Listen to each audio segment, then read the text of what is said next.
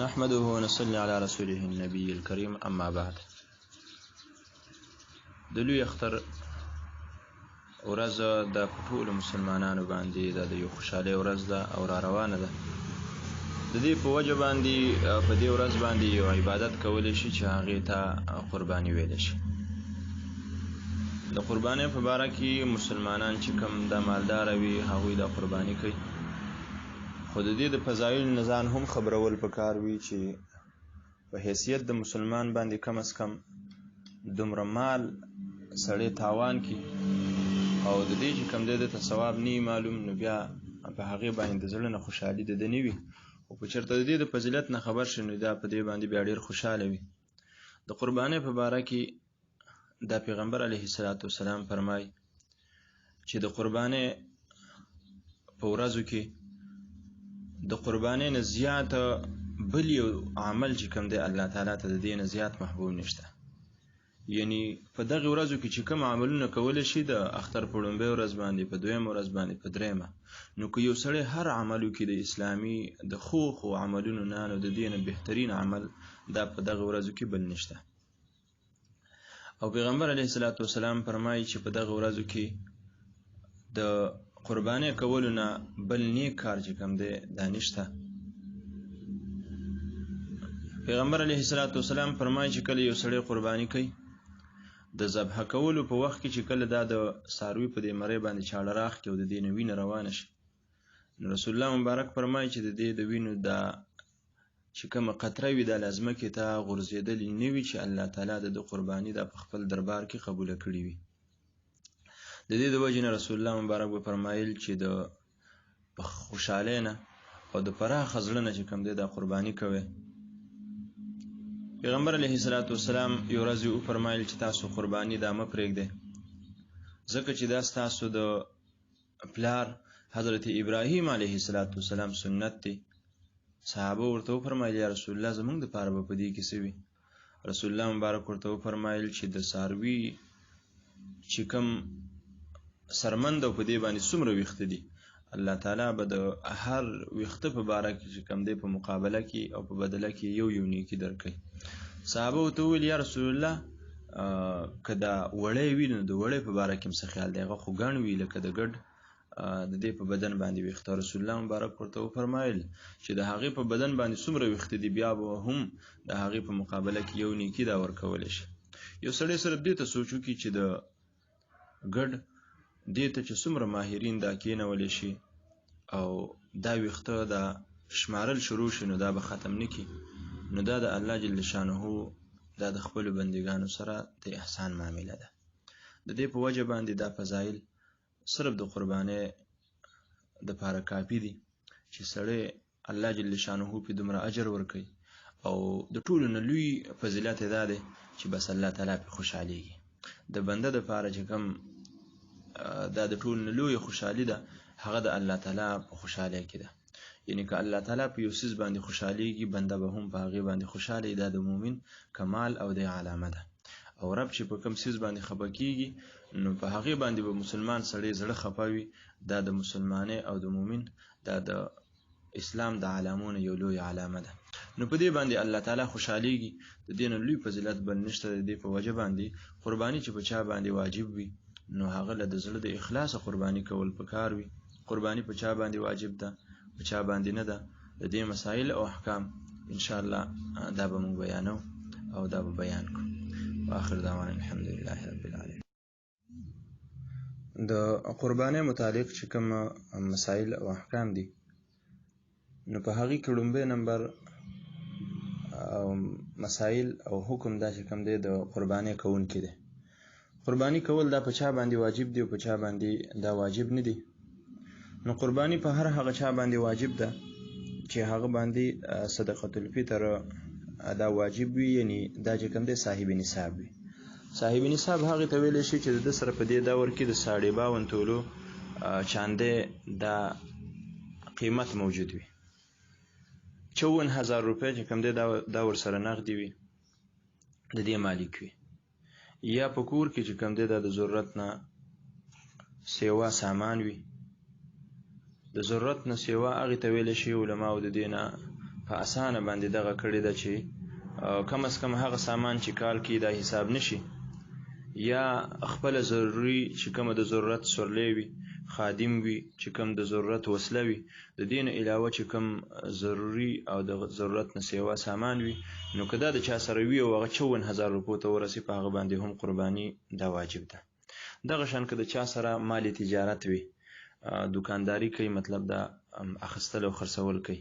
کپړه وي و غیره دوايان وي و غیره نور سيزونه وي نو په د باندې هم چې کم دی کده د مالی تجارت د 54000 روپو ته راسي نو په د باندې قرباني دا واجب ده کوي به دویم دغه صورت دی چې بعضی خلک په دې کې غلطيږي اکثر ویره موږ سره ټریکټر دی موږ سره گاډي دی موږ سره پلین کوچ دی نو دا مالی تجارت نه دی بلکې په دې باندې خلک مزدوري کوي نو دا اعلی د تجارت ده نو په مالی تجارت کې 54000 روپو ته راسي نو په هغه باندې قرباني واجب ده او اعلی د تجارت چې په کم سیز باندې تجارت کیږي نو بیا که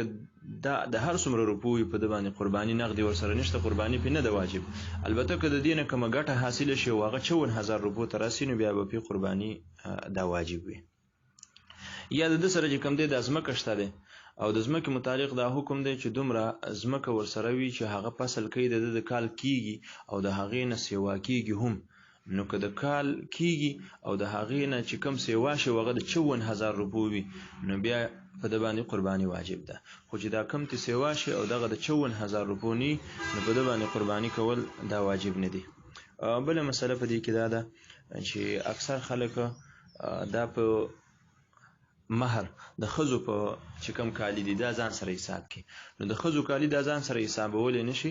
بلکې د خزو کالی دا د هغې ملکیت ده نو که د هغې سره دومره کالی وي 7.5 تولې سونه وي یا 52 تولې چاندي وي یا 54000 روپۍ ورسره وي نو په هغې باندې قرباني دا واجب ده که د هغې سره کالی کم وي نو بیا به څه حکم دی نو که کم وي او 3 تولې کالی ورسره وي 4 تولې کالی ورسره وي 15 وي او د دې سره نغدي پیسې چې کم دی دا سناسه موجود وي نو بیا په هم قرباني کوله دا واجب دي خو که دا کالی ورسره کم وي 1 تولې وي 2 تولې وي او پیسې ورسره هم دومره نه وي 15000 یا 1000 روپۍ ورسره دي نو بیا ذنب الاجزاء صورت ته وګوري نو په د باندې قرباني واجبېږي نو بیا دې نه کوي خو بهتره ده چې دا قرباني پرې نه دي او قرباني وکړي د دې په وجه باندې دا د هغې متعلق احکام دي چې چا باندې دا قرباني واجبېږي که یو سړی په دغه ورځو کې دا مسافر دی په هغه باندې قرباني دا نشته دی که غریب دی په دغه اختر په لومبۍ ورځ باندې په دویمه باندې په دریمه باندې په هغه باندې قرباني دا هم نشته دی د قرباني د زناور متعلق چې کم دی دا په څه باندې قرباني کیږي نو ګډه چیلې یا چې کم دی غوا میخه اوخه په دې باندې قرباني کیږي د دین علاوه په نور باندې دا قرباني کیږي نه د قرباني چې کوم عمرونه دي نو د اوخ لپاره خو هغه 15 کال دي د غوا میخې لپاره 2 کال دي او د ګډي چیرې لپاره 1 کال دی او هغه ګډه چې هغه د کال په ګډانو کې پرې خودل شي هغه د شپږ میاشتو نه زیات بیا به هم قرباني دا کیږي لہذا که دغه عمرونه د یو ساروي برابر وي او اگر که غاخونه نیوي شي او یو سم عادل سړی درته وایي چې د غاخونه خو نشته خو دا د 2 کالو څخه دی او دا چې کم دی دا د 1 کال چیلې دی او یا چیلې ده نو بیا په قرباني دا کولای شي 2 کال دا چې کم دی په غوا او میخه کې شرط دی 1 کال چې کم دی ګډه چیلې کې دا شرط دی د دې په وجه باندې که د دې نه کم وي نو یو ورځ ولې هم کم نه وي بیا په هم قرباني دا کیږي نه د قرباني کوونکو د نیت په باره کې چې کم دی دا حکم دی چې کم از کم د دوی د نیت او دا قرباني دا به صرف د الله تعالی د رضا لپاره کوي په دې کې به بل مقصود نه وي که بل مقصد په کې راغی چې کم کسان شرکا دي که په دې کې د یو کس هم نیت خراب شو نو قرباني د ټولو نشوه بل دا خبره ده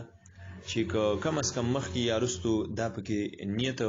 دا د الله تعالی د رضا نه وي بلکې صرف نمایش لوي نو کم از کم دا څاروي چې کم ټیم کې حلالول شي دغه وخت کې کم از کم ټیم دا چې کم نیت ته په دغه ټیم باندې خالص کول پکار دی که په دغه وخت کې هم نیت خالص نشي د قرباني ګوري الله تعالی ته قابل قبول نه ده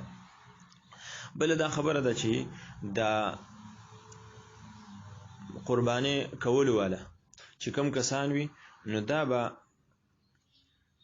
چې هر یو کسان دي کم شرکا دي کم کس په ځان لکې د هغه لپاره دا مسله چې کم کسانه په جمع باندې کوي نو د هغوی دپاره هم دا مسله چې دا کومه قربانۍ غوښه حاصله شي نو دا بیا خرڅولې دا نشي. د قربانۍ د غوښې متعلق دا مسله ده چې اول خو په کار دی چې کله سړی دا قرباني وکړي نو دا ټوله بهتره خبره ده چې په دریو حصو کې دا تقسیم کړی شي او یو حصہ د اهل عیال لور کې بل رشتہ دار لور کې بل گاونډیان لور کې. خو که چېرته د چا کور لوی وي افراد ډیر وي او په زناور کې چې کومه قرباني وشي په هغې کې دومره حصه نه راسي نو بالکل ګورې دا د اهل عیال سره ظلم دی. ټوله غوښه دي چې کوم دی دا د ځان سره کیدي او بس په خپلو بچو باندې دی وخوري. خو که دی پرج او پریزر له چې کوم دی دا ساتي او بهر یې چاله نه ورکوي او 3 حصې کوي نه نو دا خو د الله تعالی د رضا دپاره ده نو په کار ده چې بیا 3 حصې شي. خو که د چا خاندان غټ وي او کور یې غټ وي نو په کار ده چې هغه بیا بهر ته غوښه ونه باسي دا د بچو سره ظلم کې راځي. بله دا خبره ده چې د څاروي چې کومه حلال کړی شي دا به اټکل تقسیمولی نشي چې ګنې بس په مختلفو حصو باندې